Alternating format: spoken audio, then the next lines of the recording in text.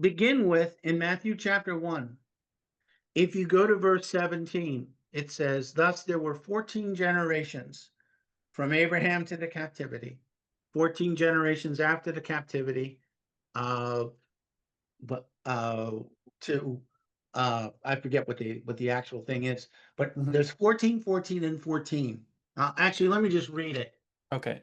Um, Matthew 1:17 says, and this is from the apostolic writings here that I'm reading. Just bear with me for a second. Yeah, perfect.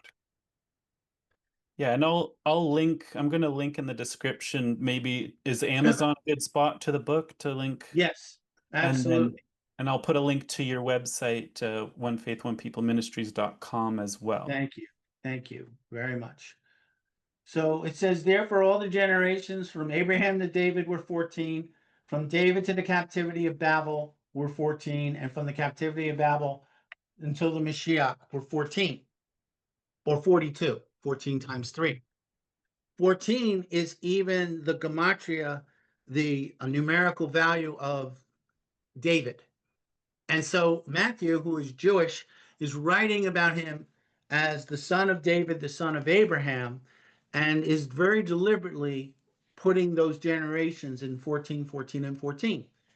So says the Aramaic, so says all the Greek. But the problem is on the Greek side, there's a name missing. It's Okay. 14, 14, and 13 Whoops. for the last set. Oops, yeah. Yeah. So what is going on? This was something that uh, myself and a number of other Aramaic experts, we got on and formed a website called Peshitta.org.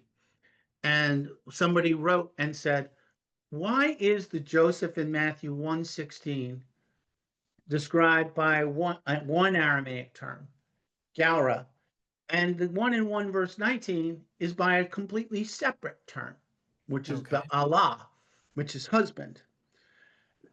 It turned out that there were two Josephs. There was one Joseph who became Mary's adopted father, probably because her biological father died and they did a Levirate marriage, not the one in Deuteronomy 25. If it was a younger brother, we probably would have heard about it, but Okay. probably the one in Ruth 2 and Ruth 4, where Boaz takes Ruth as a close relative of the person who had her, but not a younger brother, right? Okay. And so this one word, gaura, can mean husband and was translated as husband into the Greek.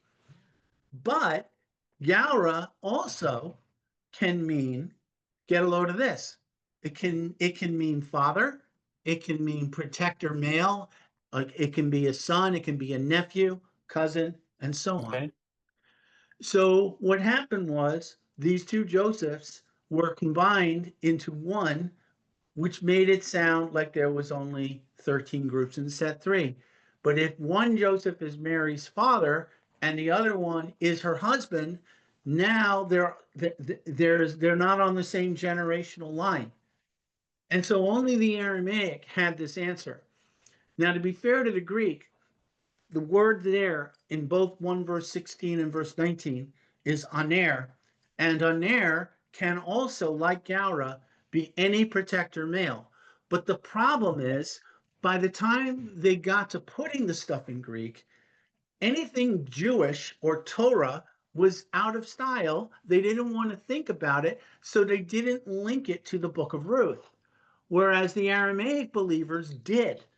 And Okay. so they had that Semitic understanding that there were two Josephs, and therefore there was a 14th generation.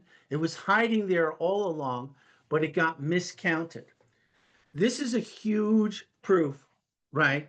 Not only Hmm. because it's in chapter 1, it's right at the start, but because it proves that the written document had to originally be in Aramaic, and therefore that had to be older before it got misunderstood in Greek without its connection to the book of Ruth.